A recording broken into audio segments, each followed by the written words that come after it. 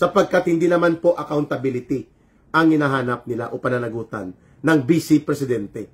Ang hinahanap nila ay mapatalsik, mapaalis bilang pangalawang Pangulo si Vice President Sara Duterte, na ang tunguhin po pag na-convict si Vice President Sara Duterte kahit pa nagawa-gawa at minaniobra at ibinunga ng panunuhol at pandaraya ang impeachment complaints, kung pumayag ang Senado na nagkaroon ng trial at hindi pumiyok at hindi po nanindigan ang Korte Suprema na iligal at bawal at unconstitutional ang mga pinaggagawa ng Senado at ng Kongreso ni Martin Romualdez sa pangungunsinti ni Bongbong Marcos Jr., edi posible pong na-convict si Sara Duterte kung may numero sila.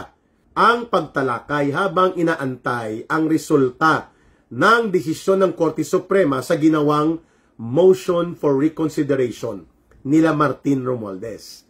So, they were expecting itong 5. Of course, alam natin ano yan, mga last-ditch effort, mga palusot at mga pahabol na mga diskarte yan nila Marcos at nila Romualdez. Kasi nga na black eye sila, double black eye sila sa Supreme Court, The very start po, walang bisa dahil ito ay lumabag sa saligang batas on the 1-year bar rule sa mga pagpa-file ng impeachment complaints against an impeachable officer, and besides, malawakan at lantaran na nilabag po ang tinatawag na procedural and substantial due process, na bahagi po yan ng doktrina ng equal protection of law. So, maliban na ito po ay lumabag sa 1-year bar rule, mga kababayan, walang puwang ang mga kaliwa na mamuno sa ating bansa, pati ng mga bugok, nakakampi ni ngagba at ngiwi. Wow, ang tapang naman ng mensahe ni mabilis man to na nawawala yung mga messages nyo, mga kababayan.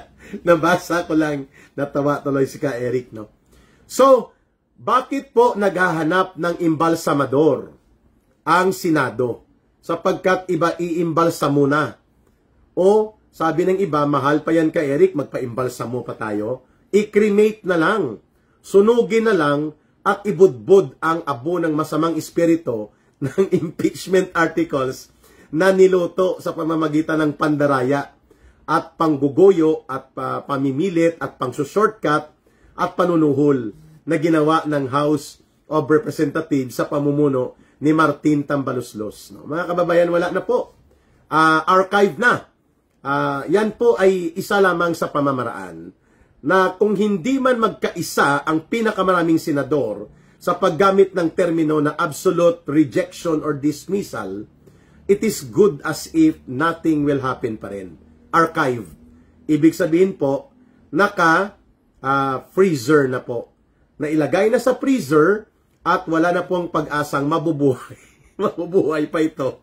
Ang impeachment na bogos at mapangwasak na ibinunga ng panunuhol, panggagatong, pang-uupat at mga pandaraya at pang-shortcut, kaya nga naibasura sa desisyon ng kataas-tasang hukuman. So pag sinabi pong archive, it is good as wala na po ito sa kalendaryo.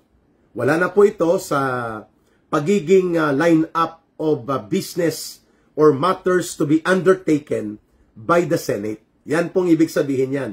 Ang technical effect po ng archive, kung ang remanded noong June 11 na desisyon ng Senado nang mag-convene at mag-constitute sila as impeachment court, ang remanded was technical knockout ang effect po noon, binalik sa House of Representatives dahil maraming question, marami pong mga alingas-ngas at maanomaliyang circumstansya na hindi po naliliwanagan ang Senado, and out of the 11 requirements to be explained supposedly ng House of Representatives po, ang 5 doon ay mga katanungang naging batayan ng mga senador nang ibinalik po on a vote of 18-5 noong June 11. Remanded. Ibig sabihin, sagutin nyo muna kung hindi ba lumabag ang inyong aksyon sa 1-year bar rule at iba pang usapin. So, out of the 11 questions being supposedly pondered by the Supreme Court ay mga 5 po doon tinanong din na una na ng Senado when they remanded, pinabalik, no, pinatapon balik sa Kongreso ni Martin Tambaloslos noong June 11. Ang epekto po ng remanded na desisyon with a vote of 8-5 ng mga senador in favor of remanding the questionable impeachment articles ay technical knockout, no? Hindi nakapag-trial eh. Ngayon, nang nagdesisyon ng Korte Suprema with an almost absolute majority. I will use the proverb almost majority, almost absolute unanimous decision. Bakit? Kasi po 13-0 ang naging botohan. Ang isa na hindi nakapag-register ng boto na Supreme Court Justice, si Justice Singh, naka-medical leave, no? Matagal na. So, hindi siya nakapagboto. No vote registered para sa kanya. Ang isa po, na hindi rin nag-enter ng kanyang vote of decision, si Justice Kagiwa. So, ang 13 na nagbotohan, out of the 15 members of the Supreme Court, ay almost unanimous po ang boto. 13-0. Sa 13-0 po na desisyon na almost unanimous, ang naging tugon ng Senado ay i-archived. Una po, ang naging proposal ng resolution and motion ni Senator Marcoleta ay dismissal, no? Dahil nga, sinabi ng desisyon ng kataas-tasang hukuman bago pa man ang botohan at showdown kahapon, showdown talaga, yung botohan at showdown kahapon sa Senado na umabot ng mga 7:30 in the evening, ay sinabi na ng Korte Suprema, mga kababayan, that the Senate did not acquire jurisdiction on the articles of impeachment kahit na ito ay ipinaakyat noong February 5 na ipinilit ihabol bago mag-adjourn ang sesyon ng Kongreso sapagkat bogus po ang naturang articles of impeachment sa 3 batayan. Hindi ito nag-observe ng 1-year bar rule.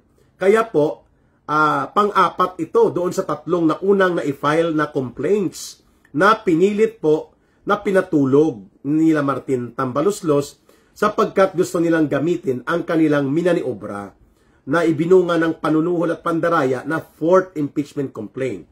Kaya sabi ng Korte Suprema, December 2, December 5, and December 19, mayroong complaints at naglaps ang 10 days na pinatulog, walang aksyon na ginawa ang ang House Secretary General.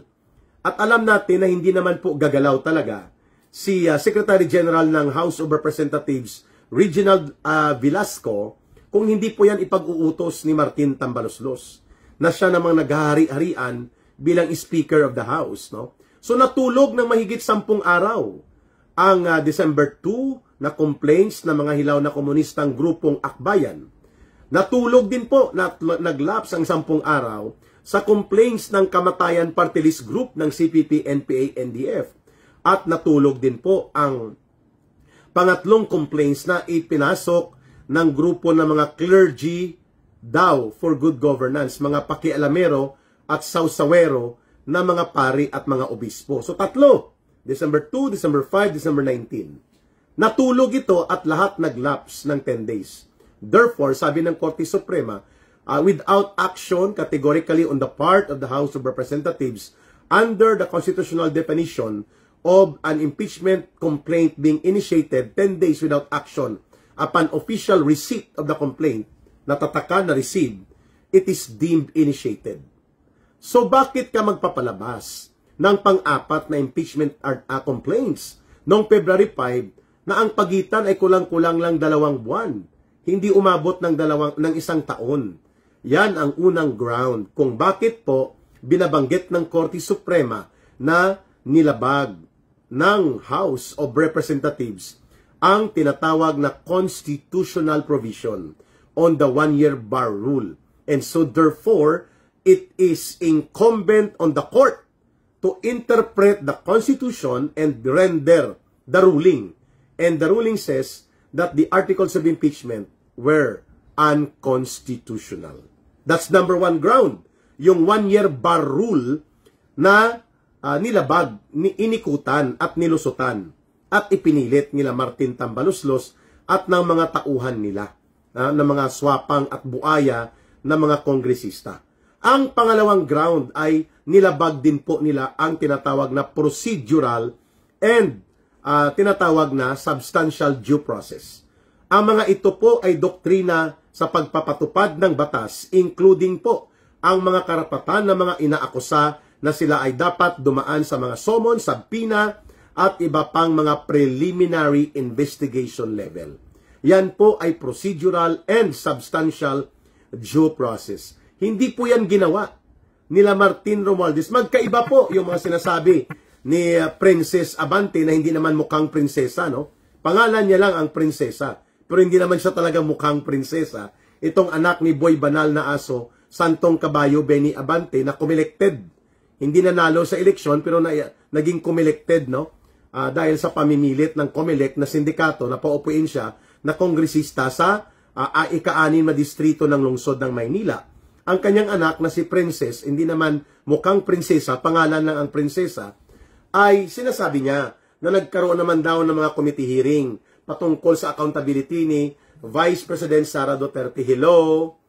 Magkaiba po ang committee hearing doon sa related to initiated impeachment complaints na pagsasagawa ng Committee on Justice na dapat nagpatawag ng mga summon or subpoena upang magkaroon po ng preliminary processing sa impeachment complaints na ihahabla laban kay Vice President Sara Duterte.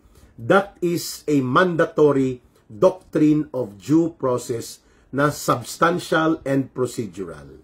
And ang pangatlo, maliban doon sa one-year bar rule at paglabag sa substantial and procedural issue of due process, ay ang equal protection of law.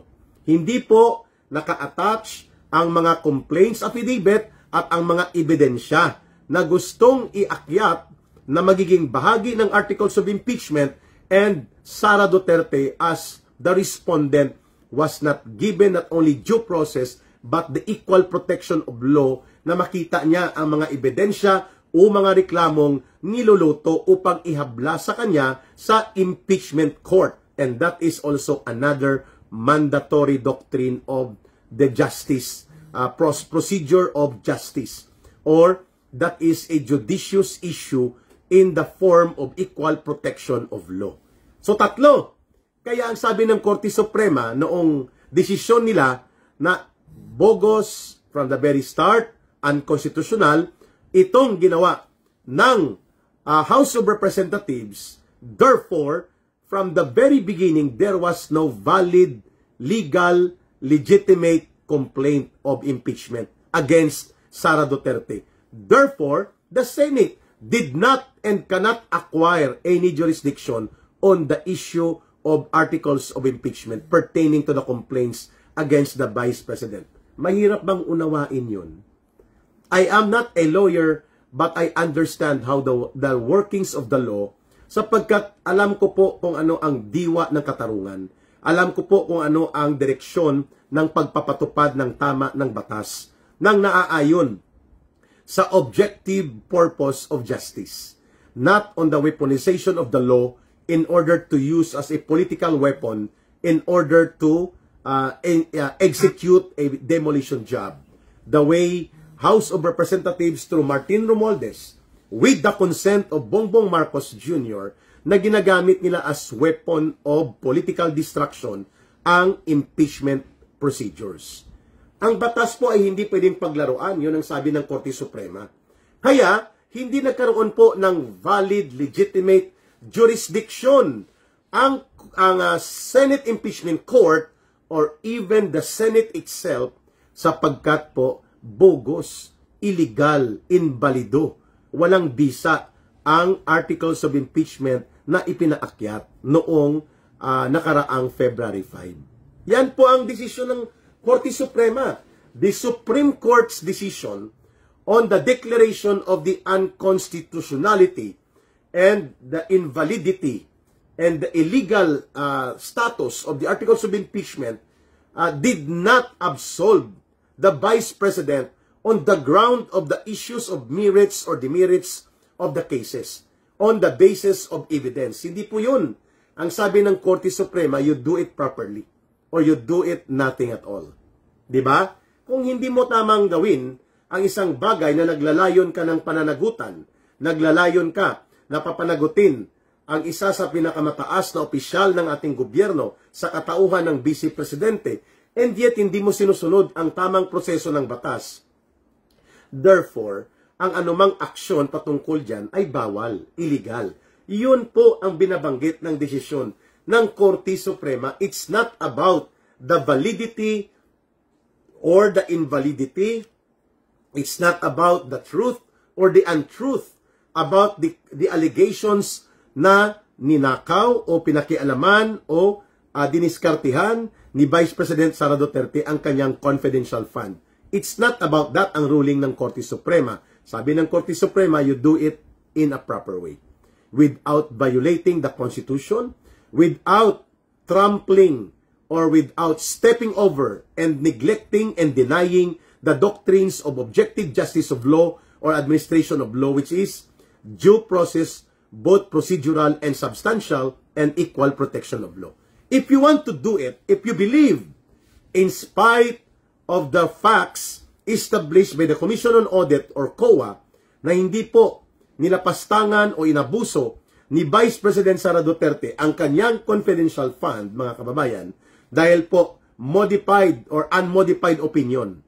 Ang COA walang nakitang anomalya, and COA is the legitimate and duly mandated by the Constitution na mag-audit ng mga public expenditures and utilization or expenses related to public fund, including confidential fund. Nilusot po ng report ng COA na wala pong anomalya, walang hokus-pokus na ginawa ang Vice President patungkol sa kanyang mga utilization ng confidential fund. And yet, gusto pa rin po nila Marcos at Romualdez at ng kanilang mga tauhan, mga aliporis nila, na mapa-impeach at mapa-remove by conviction at the impeachment court si Sara Duterte, kaya nila ipinipilit ang mga bagay na illegal, bawal, walang bisa sa batas at lumalabag sa saligang batas. Sapagkat hindi naman po accountability ang hinahanap nila o pananagutan ng Vice Presidente. Ang hinahanap nila ay mapatalsik, mapaalis bilang pangalawang Pangulo si Vice President Sara Duterte, na ang tunguhin po pag na-convict si Vice President Sara Duterte kahit pa nagawa-gawa at minaniobra at ibinunga ng panunuhol at pandaraya ang impeachment complaints, kung pumayag ang Senado na nagkaroon ng trial at hindi pumiyok at hindi po nanindigan ang Korte Suprema na illegal at bawal at unconstitutional ang mga pinaggagawa ng Senado at ng Kongreso ni Martin Romualdez sa pangungunsinti ni Bongbong Marcos Jr., edi posible pong na-convict si Sara Duterte kung may numero sila. Kasi hindi naman po ito maibabasura lahat if Marcos Jr. and Martin Romualdez were able to gain control at the Senate. Kung nakakontrol sila ng at least 16 na mga senador na maglulusot at magre-railroad, magpupumilit at magsasalaksak sa lalamunan ng sambayanang Pilipino ng bogus at illegal na impeachment complaints nila at magkaroon ng moro-moro na impeachment trial. Kung nakontrol nila Marcos at Romualdez ang Senado, nagawa nila yon if they were having the reality of 16 senators bilang numero. Wala. At ang malas nila, nanindigan ng Senado. Una, knockout, technical lang. Technical knockout. 18-5 ang butuan. 18 senators ang nanawagan na ibato balik sa kay Martin Romualdez. Remanded ang articles of impeachment na maanomalya at questionably. Ngayon, nang nagdesisyon ang Korte Suprema na talagang mali, bogus from the very start, void ab initio, illegal, at walang bisa at batayan sa konstitusyonal na mga salalayan at sukatan, nagdesisyon ang Senado na i-archive. Ito naman ay knockout na talaga. Pag-archive po, kailangan mo na lang yan i-cremate o kaya i-imbalsa mo. Ikaw ka, Eric, i-cremate talaga o ipa-imbalsa mo, no?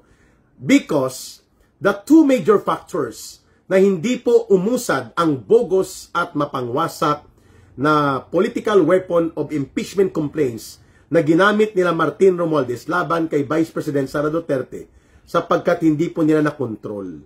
Hindi nila nadiktahan at hindi po na manipula nila Marcos at Romualdez at hindi nila nabili ang Senado at ang Korte Suprema. They were not able to buy out the Supreme Court justices and the senators. Kaya ang boto kahapon, 19-5, archived. Ang bumoto lang na lay on table, ano po ang kaibahan ng archived sa lay on table na gustong mangyari ni Senator Tito Itbulaga Soto? Ang sabi ni Tito Soto bilang tirador ng lima lang silang bumoto na i-lay on table at ayaw nilang i-archive na.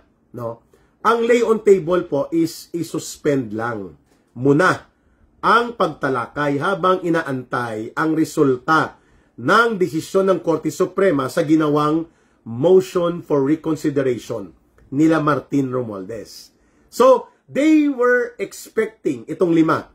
Of course, alam natin ano yan, mga last-ditch effort, mga palusot at mga pahabol na mga diskarte yan nila Marcos at nila Romualdez. Kasi nga na black eye sila, double black eye sila sa Supreme Court, diniklarang unconstitutional at diniklarang walang valid jurisdiction ang Senado hinggil sa bogus impeachment articles. Ngayon, para makahabol sila, inavail nila ang tinatawag po na remedy of motion for reconsideration. So ang maniobra nila Martin Romualdez, nila Marcos at mga aliporis nila, kasama po itong mga tirador nila na mga akbayan group na nagpa-thumbs down, kaya pinalaya sila kapon doon sa galeri sa kabastusan nila at sa kanilang kagaspangan ng pag-uugali na nasa galeri sila ng session hall ay nagbinastos sila doon sa Senado.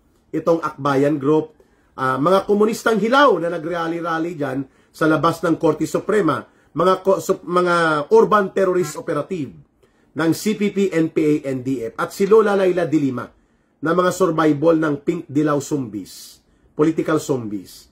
At sila Marcos, ang maniobra nila na makakuha sila ng at least man lang 13 senators na ipasuspend muna rather than i-dismiss or i-archive ang impeachment decision ng mga senador.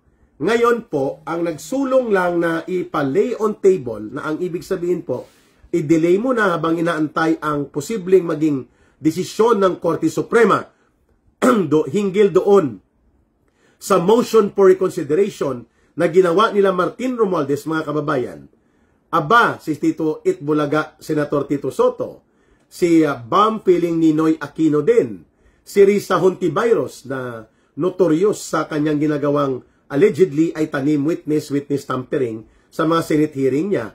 Number 4 ay itong si Kiko Sharon Cunita Pangilinan. At ang number 5 si Ping Lacson. 5 lang po sila versus 19. Ano ang kaibahan ng lay on table versus archive?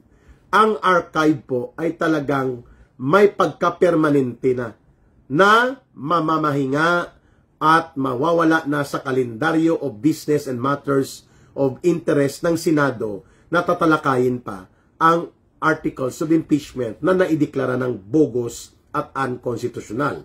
Yan pong epekto ng archive na nanalo kahapon with 19 votes on the plenary floor sa sesyon kahapon.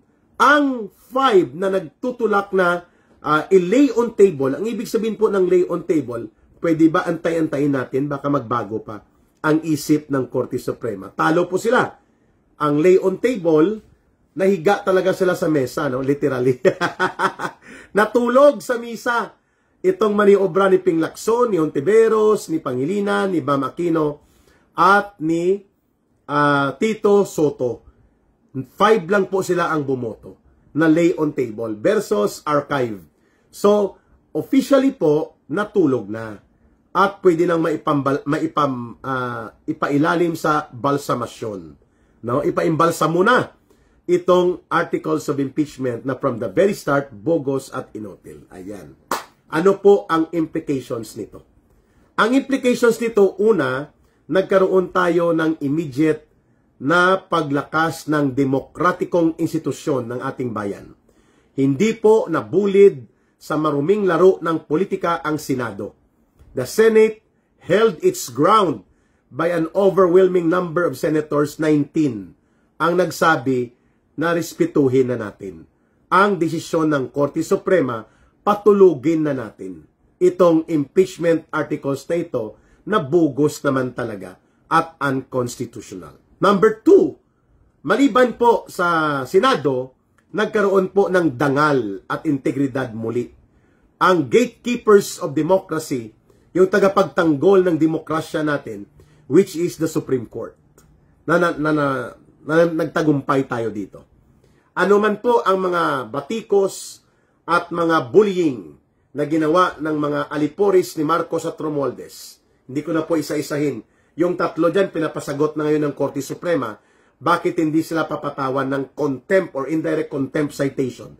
Si Sindanya ng Akbayan Hilaw na Komunista Group, si feeling expert analyst Richard Hidarian, at ang asong ulol ni Marcos na si Larry Gadon. They are given non-extendable 10 days na sumagot. Itong tatlo. No?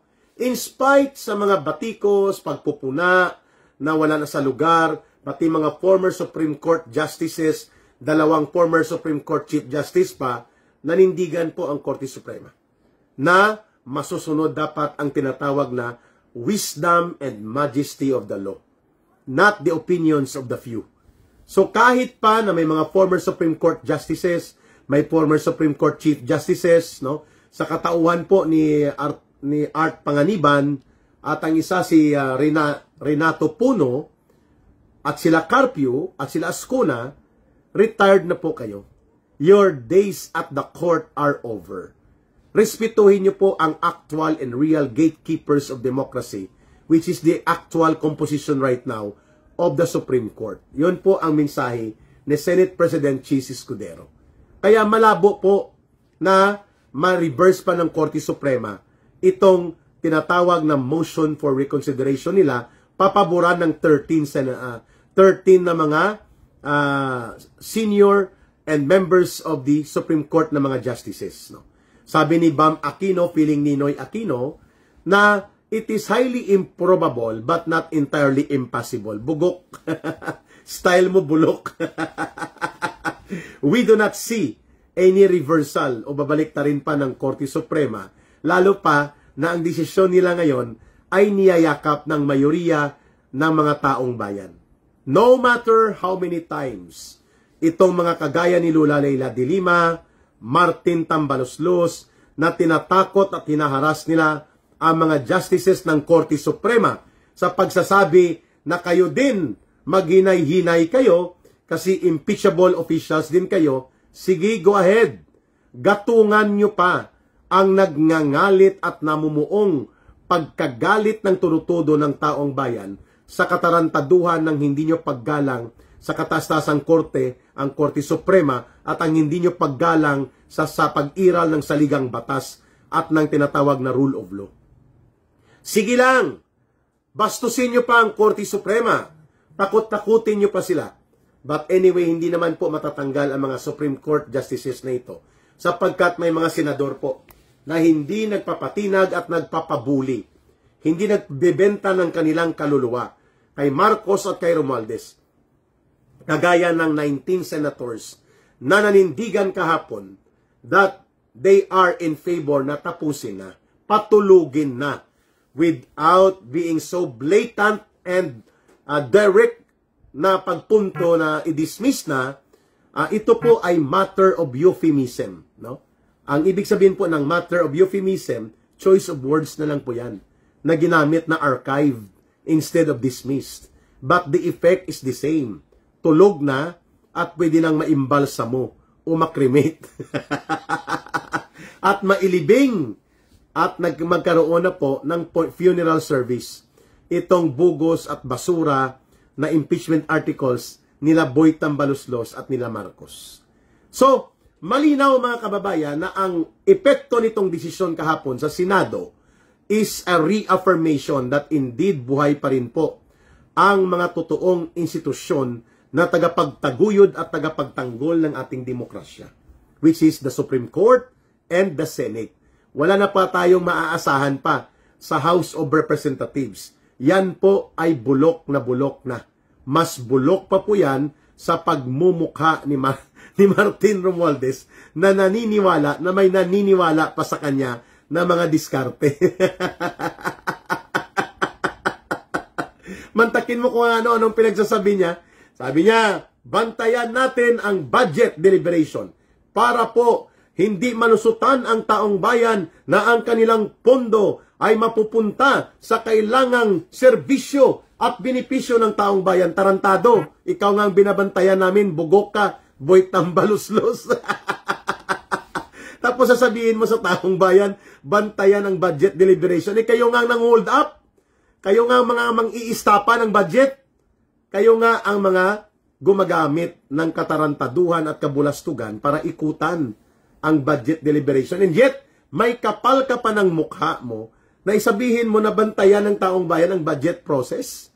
Katawa-tawa. I-cremate na lang po yan ka Eric ang impeachment nila. Mag-donate tayo ng 1 litro ng gasolina. Tama ka Peter Tabura Iwayan.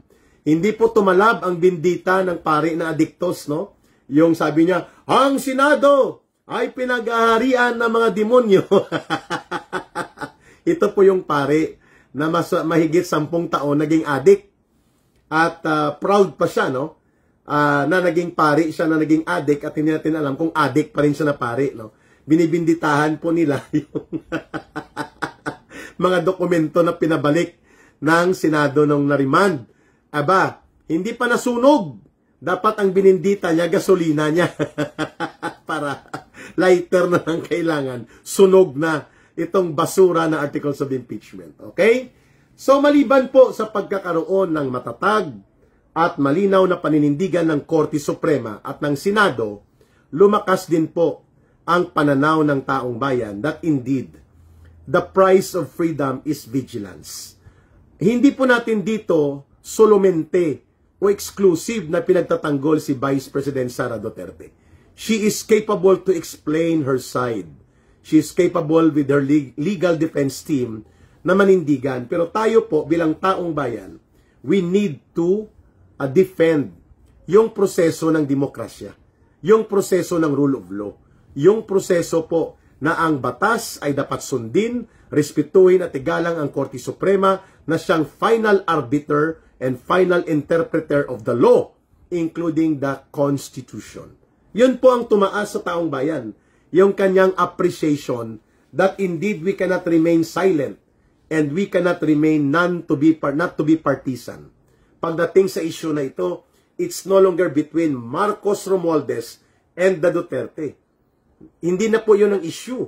Ang issue ngayon is between the evil forces who want to destroy our democracy, undermine and subvert the institutions of democracy, undermine and subvert the rule of law, and even the Supreme Court ay binabastos nila na mga uri ng evil forces versus the people.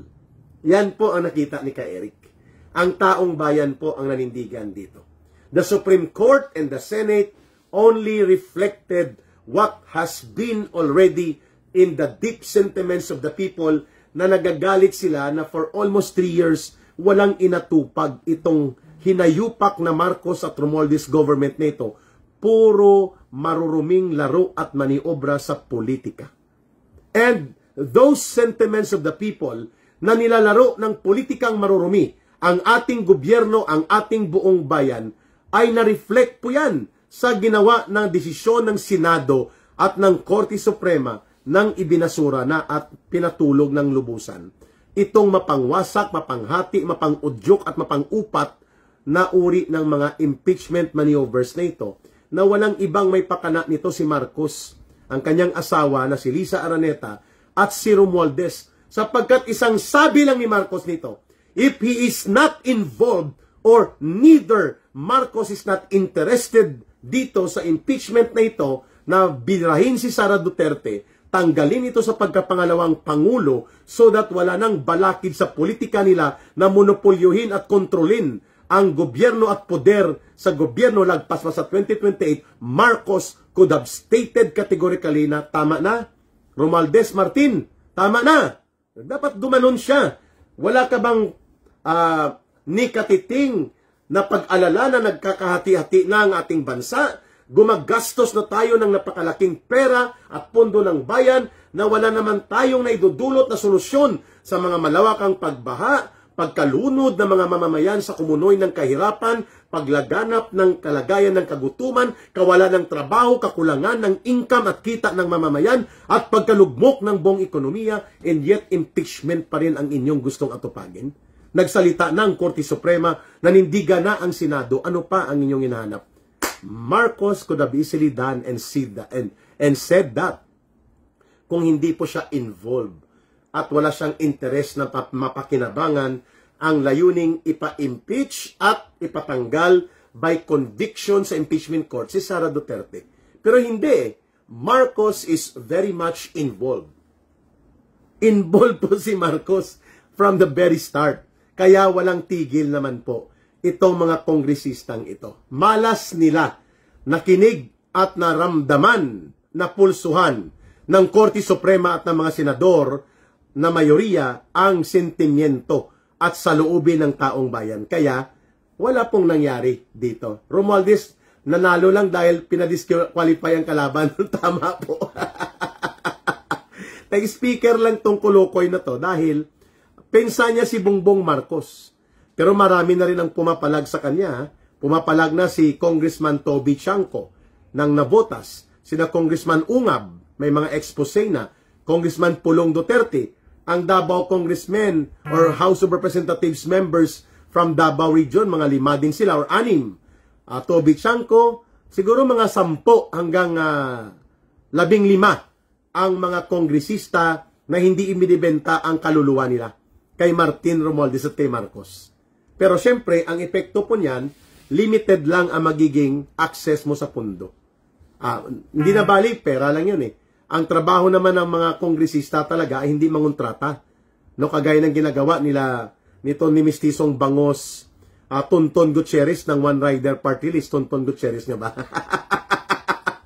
Ni Saldico, nila Dong Gonzales ng Central Luzon, itong sila Suarez.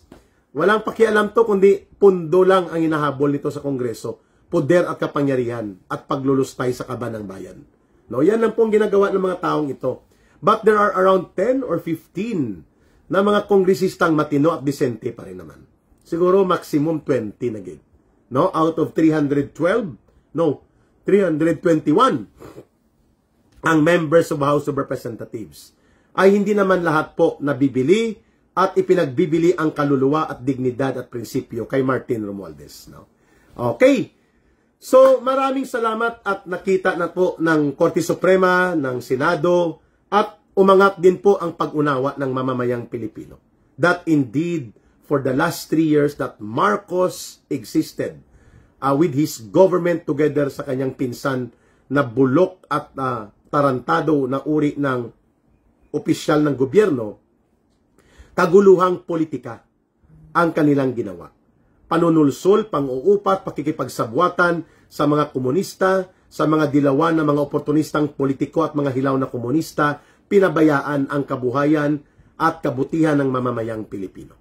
And in these critical times that the Senate and the Supreme Court decided not to allow the weaponization of the impeachment mechanism in order to perpetuate power for the benefit of Marcos and Romualdez, without being so directly straightforward about that, the Supreme Court and the Senate gave hope for the people na magtiwala pa rin na ang ating demokrasya ay buhay pa naman, hindi pa lubusang sinasakmal ng mga buaya at buwetring politiko sapagkat namumulat at nagkakaroon po ng interes ang taong bayan na makialam at magkaroon po ng pag-unawa sa kalagayang ito. Sana mahiya naman ang mga congressman na yan, sabi ni Alan Te, no, mga kababayan. Kaya maraming salamat at nanonood po kayo at nakikinig kay Ka Eric sa ating mga mabuting talakayan, matatalas na mga diskusyon at sa ating pagtatalakay na rin po sa mga balita at issue na may kabuluhan sa ating mga kababayan.